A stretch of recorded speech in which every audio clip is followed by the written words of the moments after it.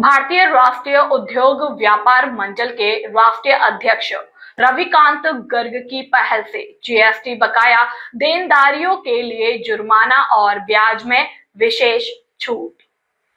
भारतीय उद्योग व्यापार मंडल के लगातार प्रयास से व्यापारियों के लिए बड़ी खुशखबरी। संजय गुप्ता प्रदेश महामंत्री, तरुण तिवारी वरिष्ठ प्रदेश उपाध्यक्ष, विजय वाजपेयी प्रदेश संगठन मंत्री, आनंद सिंह परिहार जिला अध्यक्ष, कंचन शिवहरे वरिष्ठ जिला उपाध्यक्ष, दीपक श्रीवास्तव जिला उपाध्यक्ष, सुशील जायसवाल कोषाध्यक्ष, विवेक गुप्ता जिला महामंत्री, मोहम्मद अहमद जिला उपाध्यक्ष, गणेश शंकर त्रिपाठी जिला सह संगठन मंत्री, मोहम्मद रफीक नगर अध्यक्ष ओरई। धर्मेंद्र कुमार की रिपोर्ट।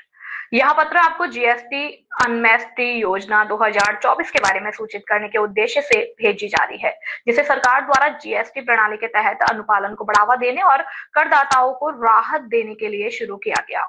जीएसटी अमेनिस्टी योजना 2024 करदाताओं को वित्तीय वर्ष 2017-18, 18-19 और 19-20 हेतु धारा 73 के अंतर्गत पारित आदेशों के तहत जीएसटी देनदारियों को निपटाने और लंबित मुद्दों को सुलझाने के लिए एक बार की विशेष छूट प्रदान करती है।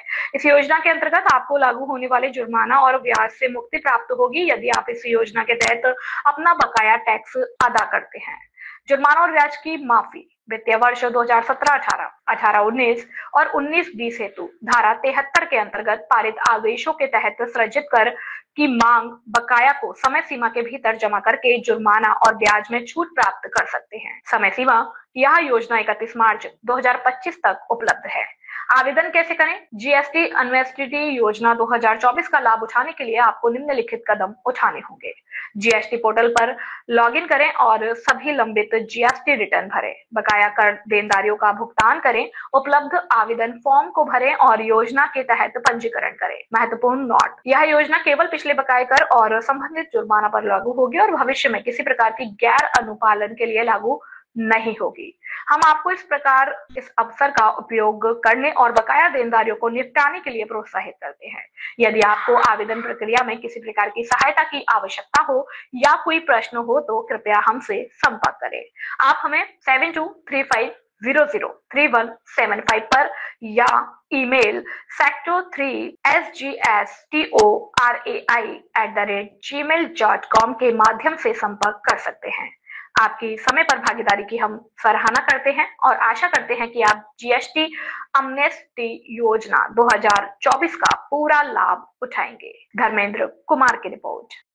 आज हमारे बीच में अखिल भारतीय वैश्य एकता परिषद के राष्ट्रीय उपाध्यक्ष और बुंदेलखंड के अध्यक्ष माननीय श्री संजय गुप्ता जी हैं।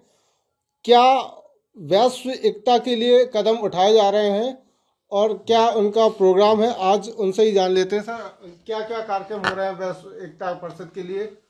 देखिए, ये वैश्य एकता परिषद एक तो सर्व वैश्य समाज का एक बहुत बड़ा संगठन है, जिसके राष्ट्रीय अध्यक्ष डॉक्टर सुमंत गुप्ता जी हैं, जो मैनपुरी से बिलोंग करते हैं। इनका उद्देश्य जीवन में केवल एक ही रहा है कि समस्त वैश्यों को एक साथ लेकर के चलना, जिसका मैं राष्ट्रीय उपाध्यक्ष हूँ और बुंदेलखंड का अध्यक्ष भी हूँ।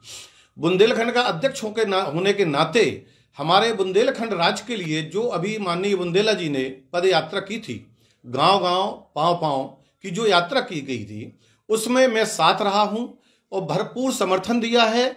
हमारा पूरा वैश्य वर्ग एक व्यावसायिक संगठन भी है, व्यापारिक संगठन भी है और वैश्यों का एक बहुत बड़ा समूह है जो ऑल ओवर इंडिया में काम को करता है। तो मैं पहले तो ये कहना चाहूँगा कि गवर्नमेंट से हम लोगों ने मांग की है कि बुंदेलखंड राज्य को अलग किया जाए, जिससे हमारे बुंदेलखंड के व्यापारियों का, बुंदेलखंड के लोगों का, बुंदेलखंड के किसानों का और बुंदेलखंड के जो भी लोग हैं उनका एक विकास हो सके, समुचित विकास हो सके। क्योंकि बुंदेलखंड एक खनिज संपदा देश है। यहाँ पर नदियों से सोना निकलता है, जिसको लाल सोना कहते हैं।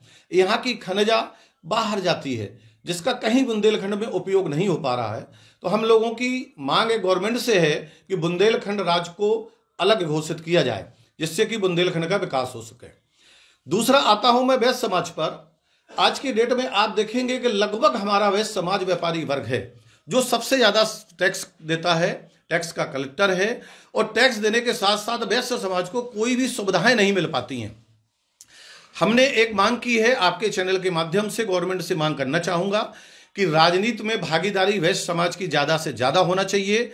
जैसा समाज, जितनी भागीदारी उतनी ही गवर्नमेंट में हिस्सेदारी होना चाहिए। इस बात को लेकर के गवर्नमेंट को चलना चाहिए। हमारा वैश्य समाज गवर्नमेंट के साथ है और लोगों ने तो मोहर लगा ही रखी है कि वैश्य समाज तो साहब बीजेपी का ही सदस्य है, इसके अलावा कहीं भी नहीं जा सकता है, किसी को वोट नहीं देता है। लेकिन सबसे ज्यादा अगर अहित होता है तो फिर वैश्य समाज का ही होता है। कहीं भी कोई भी टैक्स होता है, कहीं भी कुछ भी होता है तो वैश्य समाज का हित होता है। गवर्नमेंट से मांग करता हूं वैश्य समाज के हित को देखते हुए जितनी हिस्सेदारी उतनी गवर्नमेंट में भागीदारी, नगर पालिका के टिकट दिए जाएं, एमएलए एमएलसी में उनकी भागीदारी दी जाए और वैश्य समाज के हित को देखते हुए एक जो है गवर्नमेंट इनके लिए अलग से कोटा निर्धारित करे, जिससे कि राष्ट्र की भूमिका में हम सभी वैश्य मिल करके और सारा व्यापारी वर्ग मिल करके जो है गवर्नमेंट के साथ चल सके। दूसरा, हम लोगों ने एक डिमांड और की थी, जीएसटी विभाग को लेकर के व्यापारियों को जो समस्याएं थीं, हम गवर्नमेंट का धन्यवाद अदा करना चाहेंगे कि गवर्नमेंट ने उस मांग को पूरा करते हुए हमारे समस्त व्यापारियों को मांग को स्वीकार किया और जो भी जीएसटी में विसंगतियां थीं, जो भी ब्याज लगा